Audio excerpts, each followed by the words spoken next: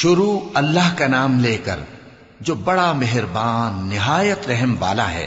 جو مخلوق آسمانوں اور زمین میں ہے اللہ کی تسبیح کرتی ہے اور وہ غالب ہے، حکمت والا ہے۔ آسمانوں اور زمین کی بادشاہی اسی کی ہے، وہی زندگی دیتا ہے اور وہی موت دیتا ہے، اور وہ ہر چیز پر قادر ہے۔ وہی اول اور وہی آخر، اور اپنی قدرتوں سے سب پر ظاہر اور پھر بھی پوشیدہ ہے، اور وہ ہر چیز کا خوب جاننے والا ہے۔ وہی ہے جس نے آسمانوں اور زمین کو 6 دن میں پیدا کیا، پھر عرش پر جلوہ افروز ہوا۔ جو چیز زمین میں داخل ہوتی اور جو اس سے نکلتی ہے، اور جو آسمان سے اترتی اور جو اس میں چڑھتی ہے، سب اس کو معلوم ہے۔ اور تم جہاں کہیں بھی ہو وہ تمہارے ساتھ ہوتا ہے، اور جو کچھ تم کرتے ہو اللہ اس کو دیکھ رہا ہے۔ آسمانوں اور زمین کی بادشاہی اسی کی ہے، اور سب معاملات اسی کی طرف رجوع ہوتے ہیں۔ وہی رات کو دن میں داخل کرتا اور دن کو رات میں داخل کرتا ہے، اور وہ دلوں کے بھیدوں تک سے واقف ہے۔ لوگوں، اللہ پر اور اس کے رسول صلی اللہ علیہ وآلہ وسلم پر ایمان لاؤ، اور جس مال میں اس نے تم کو اپنا نائب بنایا ہے اس میں سے خرچ کرو۔ اب جو لوگ تم میں سے ایمان لائے اور مال خرچ کرتے رہے ان کے لیے بڑا ثواب ہے۔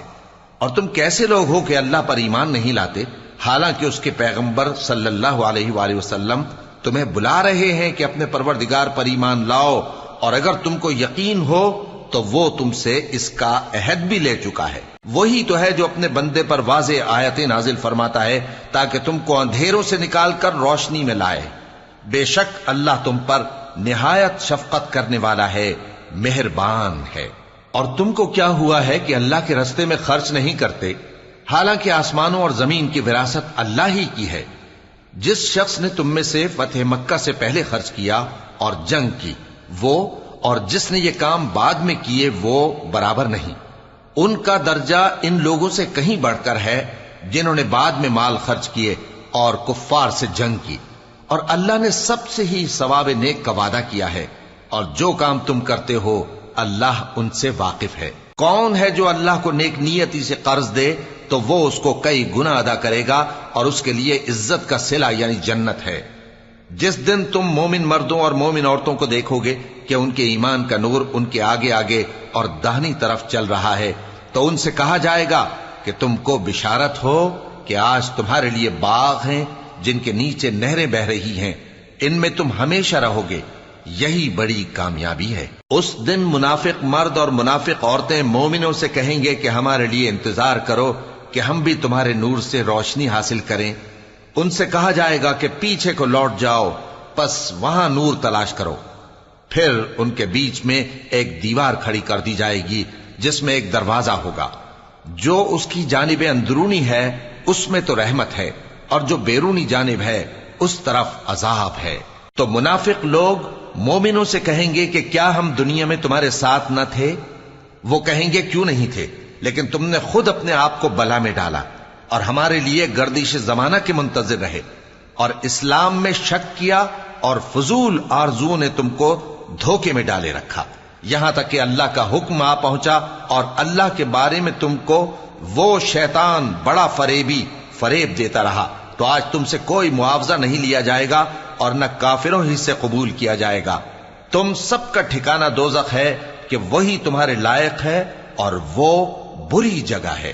کیا ابھی تک مومنوں کے لیے اس کا وقت نہیں آیا کہ اللہ کی یاد کرنے کے وقت اور قرآن جو حق کی طرف سے نازل ہوا ہے اس کے سننے کے وقت ان کے دل نرم ہو جائیں، اور وہ ان لوگوں کی طرح نہ ہو جائیں جن کو ان سے پہلے کتابیں دی گئی تھیں، پھر ان پر طویل عرصہ گزر گیا تو ان کے دل سخت ہو گئے، اور ان میں سے اکثر نافرمان ہیں۔ جان رکھو کہ اللہ ہی زمین کو اس کے مرنے کے بعد زندہ کرتا ہے۔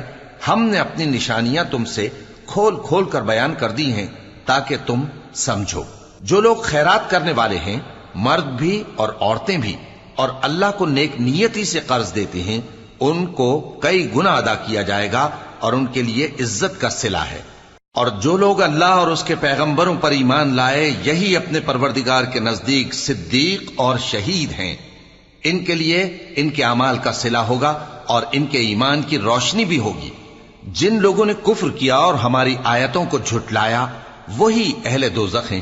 جان رکھو کہ دنیا کی زندگی محض کھیل اور تماشا اور زینت و آرائش اور تمہارے آپس میں فخر و ستائش اور مال و اولاد کی ایک دوسرے سے زیادہ طلب و خواہش ہے۔ اس کی مثال ایسی ہے جیسے بارش کہ اس سے اگنے والی کھیتی کسانوں کو بھری لگتی ہے، پھر وہ کھیتی خوب زور پر آتی ہے، پھر اے دیکھنے والے تو اس کو دیکھتا ہے کہ پک کر زرد پڑ جاتی ہے، پھر چورا چورا ہو جاتی ہے۔ اور آخرت میں کافروں کے لیے عذاب شدید اور مومنوں کے لیے اللہ کی طرف سے بخشش اور خوشنودی ہے۔ اور دنیا کی زندگی تو دھوکے کا سامان ہے۔ بندو اپنے پروردگار کی بخشش کی طرف اور جنت کی طرف لپکو جس کا عرض آسمان اور زمین کے عرض کا سا ہے، اور وہ ان لوگوں کے لیے تیار کی گئی ہے جو اللہ پر اور اس کے پیغمبروں پر ایمان لائے ہیں۔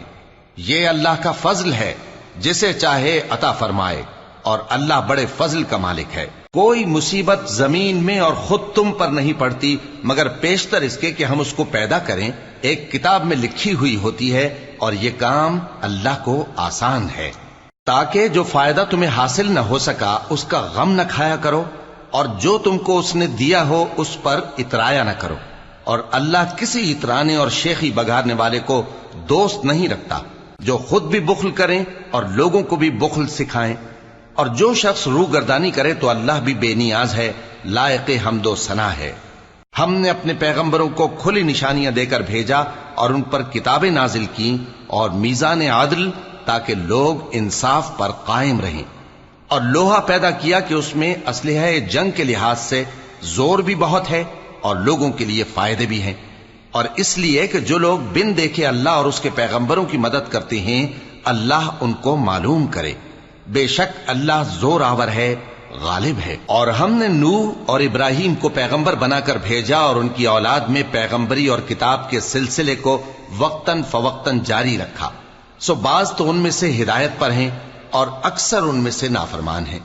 پھر ان کے پیچھے انہی کے قدموں پر اور پیغمبر بھیجے، اور ان کے پیچھے مریم کے بیٹے عیسیٰ کو بھیجا، اور ان کو انجیل عنایت کی، اور جن لوگوں نے ان کی پیروی کی ان کے دلوں میں شفقت اور مہربانی ڈال دی۔